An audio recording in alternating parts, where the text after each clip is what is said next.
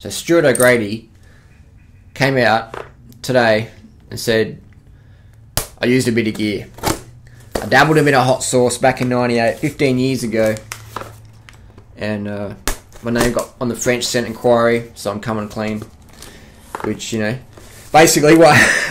I'm reading comments in the forums, people say, I'm disappointed. I'm disappointed that Stewie, our hometown hero, was using the gear. I'm disappointed, Harley. And I'm like, well, you know, I think Stuart's a good guy. I've had a few races, been in the same races as him, and done a few rides and that. Pretty cool guy, pretty approachable. But I was never under any illusion that it was all natty. Because it's a choice, man. It's a business choice. It's a career choice. There's no way you're going to have an amazing career as a professional athlete in a mainstream sport earning big dollars without some sort of assistance. It's just not how... It's not how the world works. The world works where if you don't have enough money, live on the fucking street. If you don't have enough money in some countries, you fucking die. So no wonder athletes are going, hang on, my job is to ride a bike up a hill as fast as I can, or to win the bunch sprint or whatever, and I can use EPO, I can use testosterone, I can use insulin, I can use human growth factor, I can use shitloads of stimulant, modafinil, Provigil, things like that, testosterone, blah, blah, blah. Do my job better, and do my job. Do my job so I'll get paid. Yes, I'm going to do fucking drugs. And that's just how it is. New Power Meter just came in. Another one. The stages review will be up very soon. I've been pretty slack, I'm sorry about that. But hopefully in the next couple of days. Next couple of days. So this one's a SRAM one. That's the SRAM bikes. So, I digress, but, you know, so I don't feel let down at all. I've been saying this for years, that you can't be a big name pro in any sport with money and be doing it 100% on fucking gluten-free pasta and water. You know? It's not how it works, man. It's not how it works. Cycling industry wants to sponsor champions. They don't want fucking punters. They want to sell product, you know?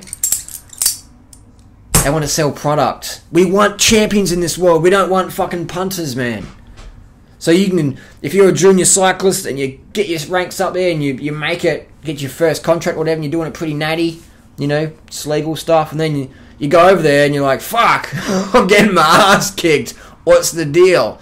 And the coach is like, whoa, this is the fucking deal, mate. You know what I mean? This is the fucking deal. You can keep up, you got a job. You can't keep up, you're fucked. Your contract will get someone else to do it. That's just any job. It's not cycling. The same in boxing. If you can't have the stamina to go all around, boxers are using EPO. Swimmers are using EPO and blood doping, testosterone and human growth hormone. You think Phelps did all that on fucking Bongs, Pizza Hut, and Evian? So, you know, you got to ask questions. You got to ask questions. Don't be disillusioned, people. Don't be disillusioned. We're going to send the Tour de France, right? I'm just reading on cyclingnews.com. There's this the Tinkov, that banker guy, the Russian billionaire, sponsors the cycling team, right? Oleg Tinkov.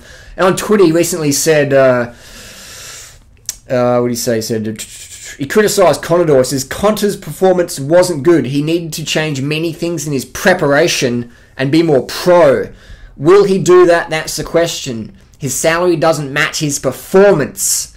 Too rich and isn't hungry. That's my opinion. I deserve it. He must work harder. So this is a billionaire, millionaire Russian who sponsors one of the top cycling teams, the Saxo Tinkoff, and he's basically critiquing their star rider Contador, who's already had doping suspensions, and saying, Contador, you're not riding hard enough. You're not professional enough. You got to work harder. Basically, he's saying, oi, get on some fucking good gear. Get on the gear everyone else is on, and fucking get up there again, mate. That's what he's saying. Sponsors want fucking thoroughbred race horses. They don't want donkeys. Like, doping in sport requires gullibility on behalf of the audience. All the sponsors and shit, most of them know what's going on. Anyone with fucking half an IQ knows what's going on. Anyone with an idea of human physiology knows what's going on. But if you want to keep your job, you shut the fuck up. Basically what all these teams have done in cycling, we don't worry about other sports, do we? Basketball, UFC, swimming, that's all just, no one dopes in them, do they? You know, it's just cyclists. That's another video anyway. we say, all right, you guys, you want to work on our team? You got to sign a thing. If you have had doping, if you have doped in the past, you're off the fucking team, or we suspend you for 6 months and cut 3 months' pay. Now, what's the truth? Have you or haven't you? There's the door if you have. If you lie, you can stay here and lose no money. But if you tell the truth, we kick you out or we fine you, or both. What are you going to do? What message does that send to people? It sends the message of lie, continue the omerta, and everything's good. Speak up, you're fucked. Recently they kicked O'Grady off the Australian Olympic Committee little team thing. They're basically saying, and John Coates, mate, what a fucking hypocrite, you know what I mean? I'll tell you some stories, but try and keep this video on topic. So, am I disappointed about the truth about O'Grady? I knew it all along.